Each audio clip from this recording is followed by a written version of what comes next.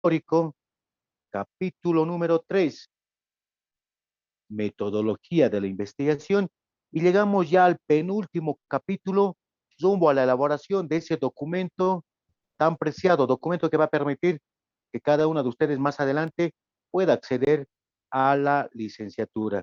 Capítulo número 4 que tiene por título,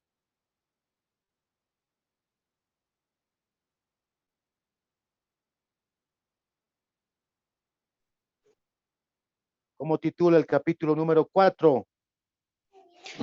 Análisis de interpretación. Análisis de interpretación de datos. El análisis e interpretación de los datos. El análisis, esta es una de las partes también importante, porque también al interior de la investigación, cada uno de los capítulos, cada uno de los componentes son importantes. Ya estamos en el cuarto capítulo. En ese sentido, ya estamos en la etapa casi final. Ahora, ¿qué se pone en el capítulo 4? Ahí dice análisis e interpretación de los datos.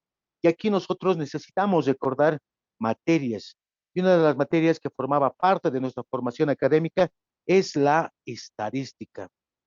Y que yo me acuerdo, creo que son estadística 1 y estadística 2, ¿verdad?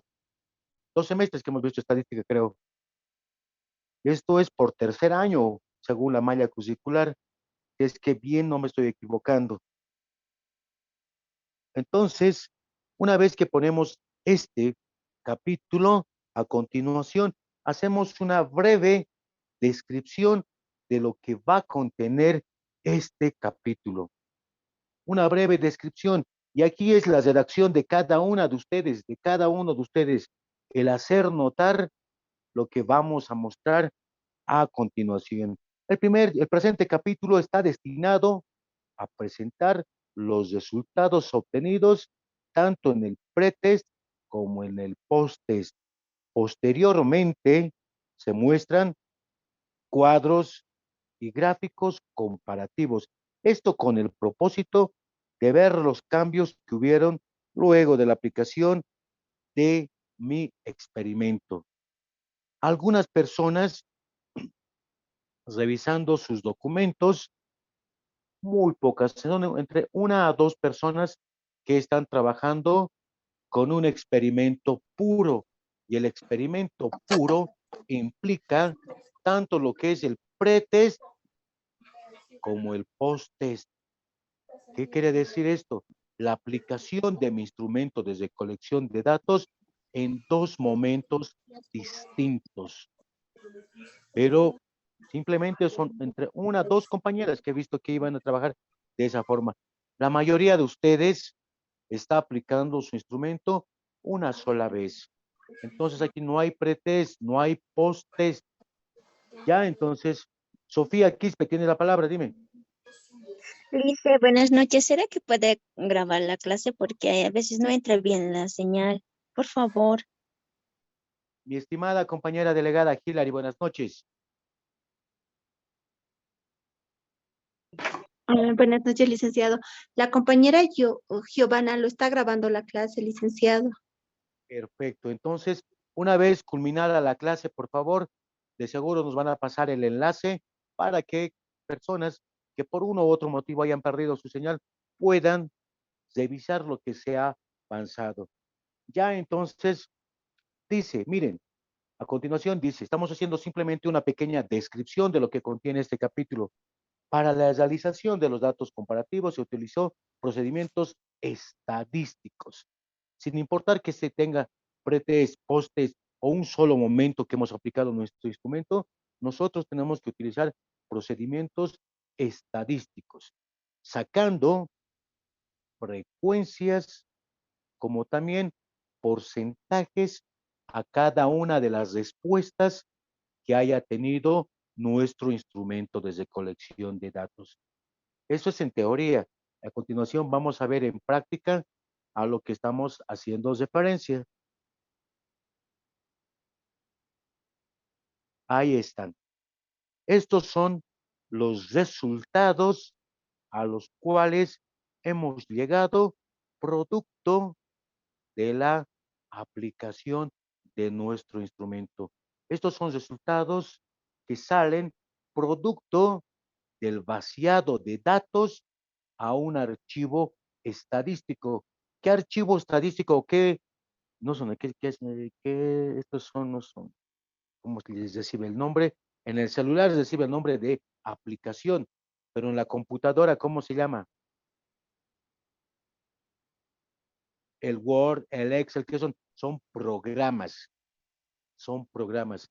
Entonces, tanto esa tabla que estamos viendo ahí como ese gráfico son producto de la aplicación de las estadísticas al interior de mi programa. Por ejemplo, ahí estamos viendo los resultados de un cuestionario que se ha aplicado a mi muestra. Y vamos a hacer el análisis con ustedes, estimadas compañeras, estimados compañeros.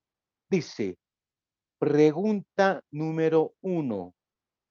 Antes de una exposición, ¿me preparo adecuadamente? Dice, para cada una de las preguntas, para cada uno de los ítems, se tiene que trabajar de la misma forma. Pregunta por pregunta, tengo que citarlo en este capítulo. Y a continuación viene el cuadro número 1. Cuadro número 1 que está compuesto por 1, 2, 3, 4 columnas. La primera columna son las escalas. Si vemos el cuadro, las escalas, ¿qué son al interior de mi instrumento de recolección de datos? Esas escalas las conocemos como con el nombre de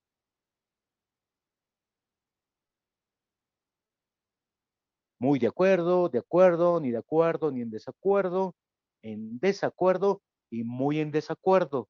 ¿Qué son esos? Aparte de, pues, yo lo conozco dentro del proceso de investigación como escalas, pero hay un nombre con el cual nosotros lo conocemos. Preguntas, encuestas. La pregunta está en la parte de arriba. Dice, pregunta número 1. Antes de una exposición, ¿me preparo adecuadamente? Y la primera columna dice escala. Eso es el nombre con el que se lo conoce dentro del proceso de investigación. Pero comúnmente a lo que hace rato daba lectura, lo conocemos como opciones de Parámetros. parámetros ya, opciones de también, opciones de respuesta. Tenemos ahí 5 opciones de respuesta. 5. La primera, muy de acuerdo. La segunda, de acuerdo. La tercera, ni de acuerdo ni en desacuerdo. La cuarta, en desacuerdo. Y finalmente la última, muy en desacuerdo. Estas son opciones de respuesta a esa pregunta que la tenemos en la parte superior. Antes de una exposición, ¿me preparo adecuadamente? ¿Dónde? En la segunda columna tenemos las frecuencias y las frecuencias que llegarán a ser, estimadas compañeras,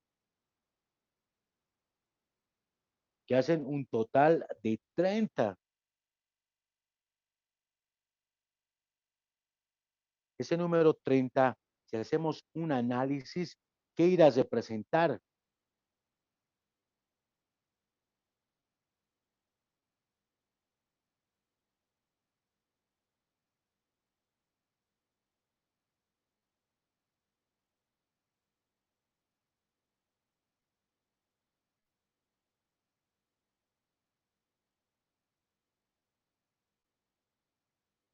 ¿Alguien que quiera aportarle esa parte?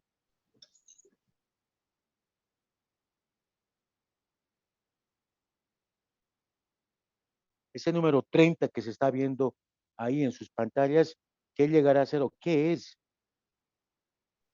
Y de El acuerdo total de las personas, licenciado, que han respondido, El los encuestados. porcentaje de la población. Ah, el total de personas, el porcentaje de la población. Ese número 30 es el total de personas, individuos que forman parte de mi muestra. De esas 30 personas, dicen estar muy de acuerdo 4 personas, de acuerdo 5 personas, ni de acuerdo ni en desacuerdo 9 personas, en desacuerdo 7 personas y finalmente 5 personas que dicen estar muy en desacuerdo, que no se preparan antes de una exposición. Sumamos cada una de esas personas y llegan a un total de 30 personas, que nomás llega a ser un número representativo para hacer una muestra. Hasta aquí, esta primera y segunda columna que forma parte de mi cuadro estadístico, ¿se está comprendiendo?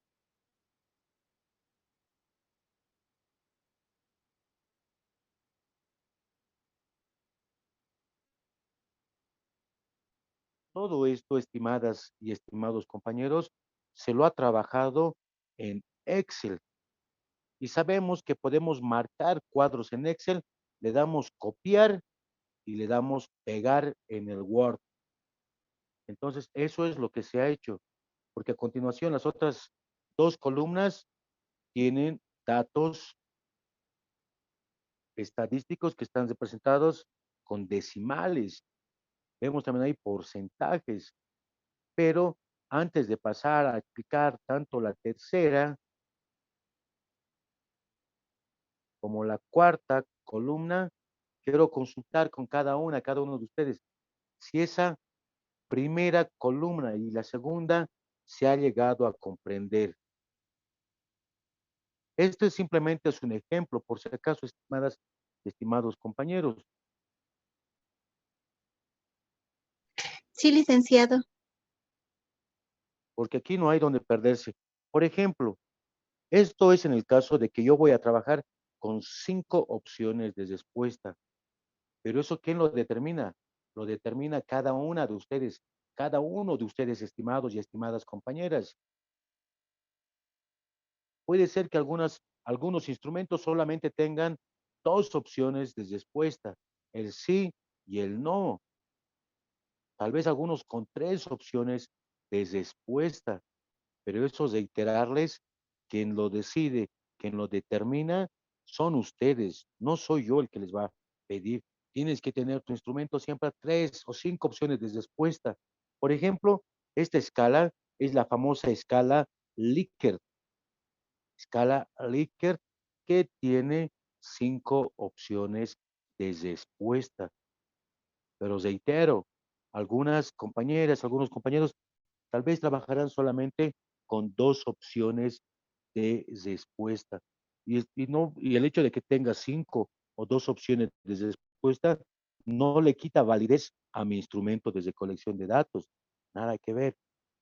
No por tener más opciones de respuesta va a ser más confiable mi instrumento de recolección de datos. Ya entonces esa parte, por favor, quiero que quede claro. Ya entonces esa es la primera columna. La siguiente columna está representada por la cantidad de veces que cada individuo, cada persona que forma parte de mi muestra se ha identificado con las opciones de respuesta. A esta primera pregunta, de las 30 personas que forman parte de mi muestra, a la primera opción habían estado de acuerdo 4, a la segunda 5, a la tercera 9, a la cuarta 7 y finalmente a la última opción de respuesta 5. Si sumamos, va a ser un total de 30 personas. Y esto está trabajado, por si acaso, más adelante vamos a ver en estadística o en un archivo de Excel, que todo está esto con fórmulas y las fórmulas tienen que ir recortando. A continuación viene la frecuencia relativa. Frecuencia relativa que está trabajado con números decimales. Después de lo que es la coma o el punto, vienen solamente dos decimales. Sabemos nosotros que se puede trabajar con más decimales, pero lo recomendable es trabajar solamente con dos decimales. Ya está, por ejemplo, estas cuatro personas que se presentan 0.13, 5 0.17, 9 0.30, 7 0.23 y finalmente el último grupo que es 5 personas 0.17. Y la última columna, estimadas y estimados compañeros, está representado por el porcentaje. Esas cuatro personas que estaban muy de acuerdo en porcentajes, hablando de un 100%, habían sabido representar el 13%. Cinco personas que están de acuerdo representan el 17%.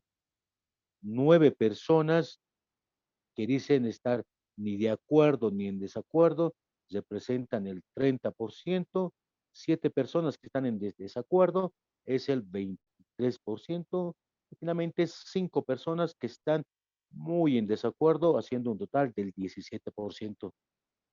Todo eso representa el 100% de personas que forman parte de mi muestra. Esas 30 personas llegan a ser el 100%. Si ustedes suman en este momento con calculadora, van a ver que todos estos porcentajes van a dar como resultado el 100%. En estadística, ustedes han debido ver, estimadas y estimados compañeros, basta que alguna fórmula no esté bien programada, ¿qué me sale? ¿Qué mensaje me sale en Excel?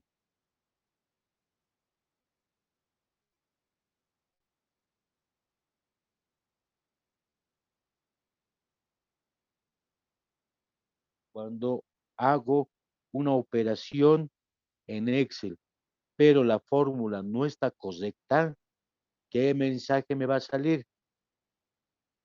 No válido. No válido, error. Entonces, tengo que saber programar el tema de las fórmulas en Excel. Ya entonces, si revisamos documentos ya elaborados previamente, vamos a ver que la mayoría trabaja con este tipo de cuadros, con estos, con estos elementos, las escalas, que son las opciones de respuesta, las frecuencias relativas y el porcentaje. De esa forma se trabaja. Ahora, estos cuadros, si los trabajo de manera correcta en Excel, de manera automática, si lo sé programar bien, me van a generar esos gráficos como el que estamos viendo en la parte de abajo. Gráfico número 1. Al interior del gráfico, como encabezado, tengo la pregunta. Antes de una exposición, ¿me preparo adecuadamente? Donde ese porcentaje, la primera opción, muy de acuerdo, está representada de color azul. De acuerdo, el 17% está de color guindo. La tercera opción, ni de acuerdo ni en desacuerdo, que había sido un 30%, está de color verde y el 23%, que es de color púrpura, dicen que están en desacuerdo, para finalmente de color celestito son las cinco personas que habían dicho que están muy en desacuerdo. Y reitero, este gráfico se, se, se genera de manera automática a partir de que yo lo he programado bien en Excel. Si yo lo he programado bien en Excel, va a salir de manera automática en en la misma hoja, porque Excel trabaja con hojas. Un archivo Excel, cuando abro un archivo nuevo de Excel, ¿cuántas hojas se genera de manera automática?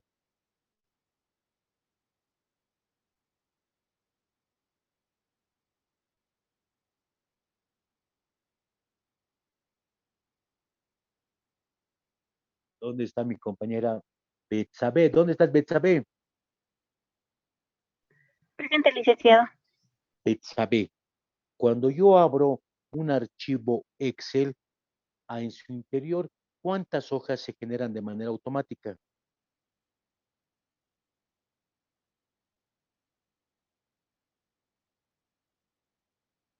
No solamente para Betsabe, sino para todas ustedes, para todos ustedes.